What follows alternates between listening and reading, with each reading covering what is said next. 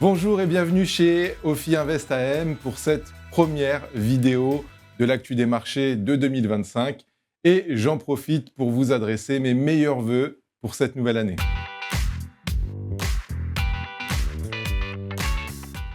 L'année 2024 fut pleine de contrastes avec des résultats attendus et des surprises dont les effets se feront sentir en 2025. Beaucoup de pays ont voté l'année dernière. Si les élections de Trump, Poutine et Modi étaient prévisibles, les évolutions en France et en Allemagne ont apporté de l'incertitude, creusant le fossé entre une Europe affaiblie face à des États-Unis et une Chine plus dynamique. Pour la 4e année consécutive, la croissance mondiale a dépassé le seuil des 3% en 2024, mais l'hétérogénéité entre les zones reste importante. Les États-Unis ont joué un rôle déterminant grâce à la vigueur de la consommation.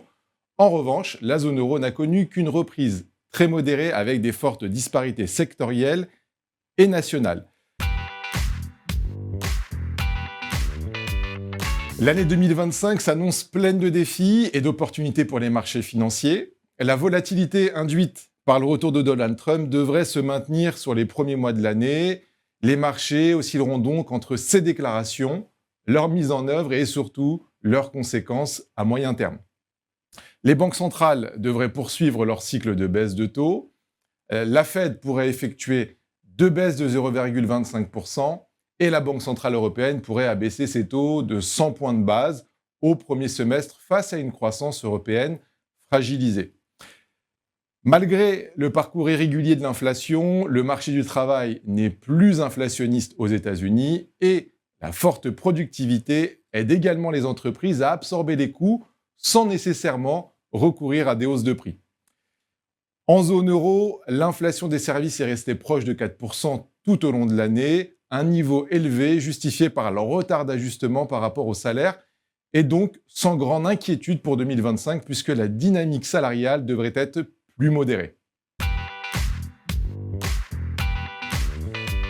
Malgré les baisses des taux directeurs opérées par les banques centrales, les taux longs sont remontés sur le mois de décembre. Dans ce contexte, nous renforçons la duration sur les obligations d'État avec une préférence pour les États-Unis.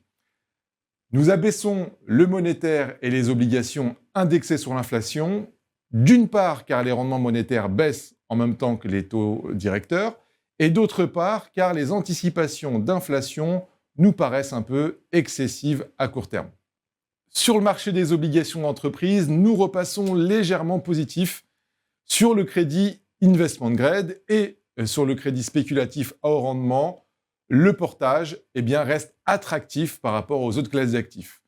Vous l'aurez compris, la recherche de rendement reste clé en 2025. Les marchés d'actions devraient continuer à être bien orientés en 2025, soutenus par la locomotive américaine et par les mesures de relance en Chine. Nous maintenons donc notre position acheteuse sur les actions américaines, mais nous anticipons un probable rebasculement vers l'Europe lorsque l'horizon s'éclaircira sur la politique allemande et un possible arrêt du conflit ukrainien. Aux États-Unis, un gouvernement pro-croissance et pro-dérégulation devrait lever les incertitudes sur la croissance économique à court terme, mais il faudra rester vigilant aux publications de résultats, les anticipations étant relativement élevées. Voilà, merci de nous avoir suivis et on vous donne rendez-vous le mois prochain pour une prochaine vidéo.